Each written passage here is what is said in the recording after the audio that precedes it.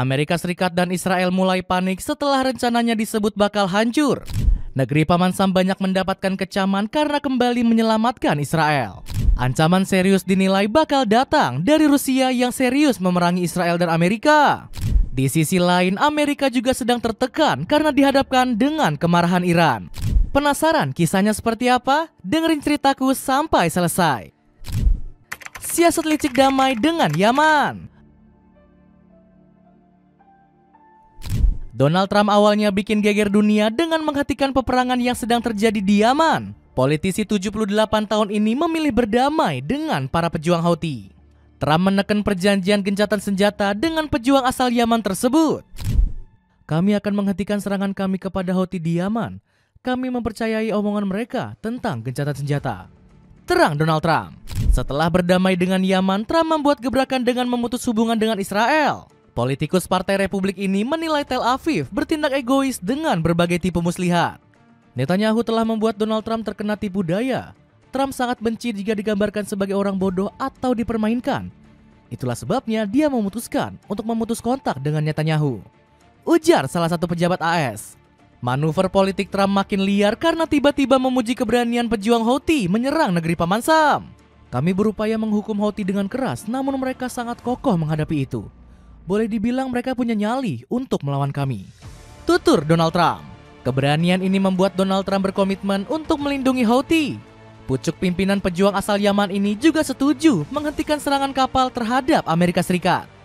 Pasalnya kedua pihak berkomitmen menjamin kebebasan berlayar di perairan internasional.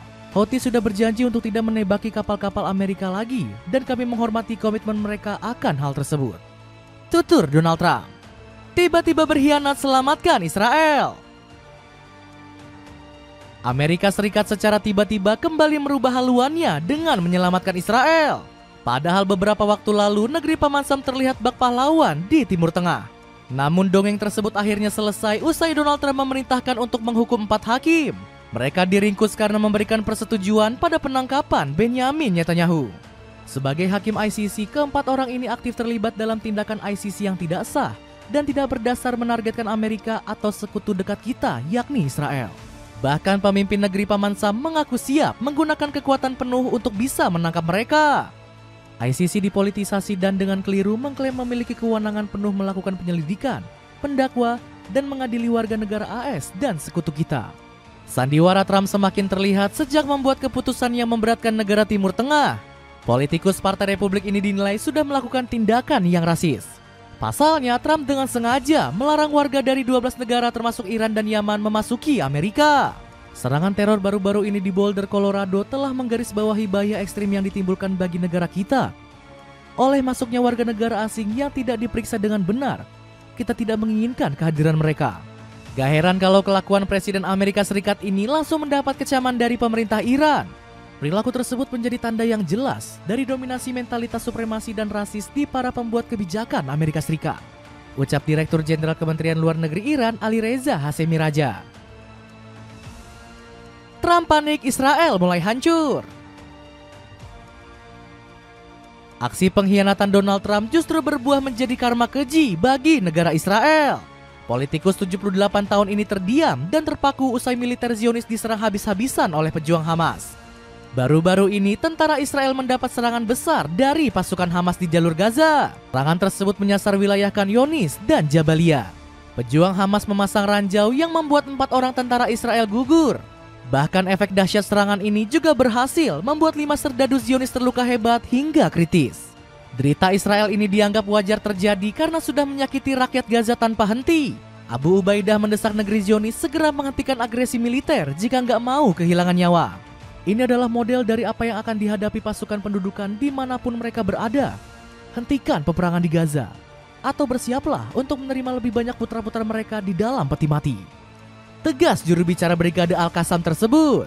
Nasib pedih tentara Israel ini juga buntut dari tak menuruti perintah Donald Trump. Sebelumnya Trump sudah mendesak Benyamin Netanyahu untuk menghentikan kejahatannya di jalur Gaza.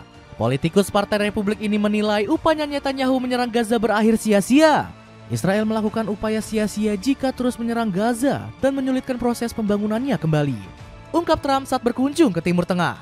Di lain sisi, tekanan terhadap Netanyahu juga datang dari dalam negeri. Mantan Perdana Menteri Israel Ehud Barak mendesak politisi 75 tahun tersebut menuruti perintah Trump. Menyepakati pertukaran sandera, mengakhiri perang, dan bekerja dengan Trump memang jalan yang tak mudah. Namun ini adalah pilihan yang lebih baik. Tulis Barak dalam rubrik Opini Time. Dapatkan sepatu serbaguna dari Zedrus yang lagi diskon 50%. Cek linknya di bawah ini. Kecaman satu dunia. Langkah Donald Trump dalam membantu Israel langsung mendapatkan kecaman dari banyak pihak. Sebut saja Uni Eropa yang paling lantang melawan rencana Amerika Serikat. Salah satunya datang dari pemerintahan Belanda yang berani menghujat Donald Trump. Belanda menolak sanksi baru terhadap para pejabat ICC. Pengadilan dan lembaga tribunal internasional yang independen harus bisa menjalankan tugasnya tanpa gangguan. Ucap Menteri Luar Negeri Belanda, Caspar Veldkamp. Israel juga semakin terdesak karena dibenci banyak negara akibat terus menyerang Palestina. Pemerintah Kanada bahkan mulai mengincar tentara negeri Zionis yang berperilaku keji. Bahkan negeri Maple siap menyelidiki kejahatan Israel di jalur Gaza. Perdana Menteri Kanada Mark Carney bergabung dengan Keir Starmer dari Inggris dan Emmanuel Macron dari Prancis bulan lalu dalam mengeluarkan kecaman bersama terhadap situasi kemanusiaan di jalur Gaza. Tulis The Times of Israel. Selain itu, Mohammed bin Salman juga ikut mengecam tindakan keji yang terus dilakukan Israel. Kami menegaskan kembali pentingnya peran masyarakat internasional dalam mengakhiri konsekuensi bencana dari agresi ini, melindungi warga sipil yang tidak bersalah dan berupaya mewujudkan realitas baru, di mana Palestina dapat menikmati perdamaian sesuai dengan legitimasi internasional dan resolusi yang relevan. Ujar putra mahkota Arab Saudi. Masalah Israel semakin besar karena Rusia juga ikut campur, ingin ikut menyerang.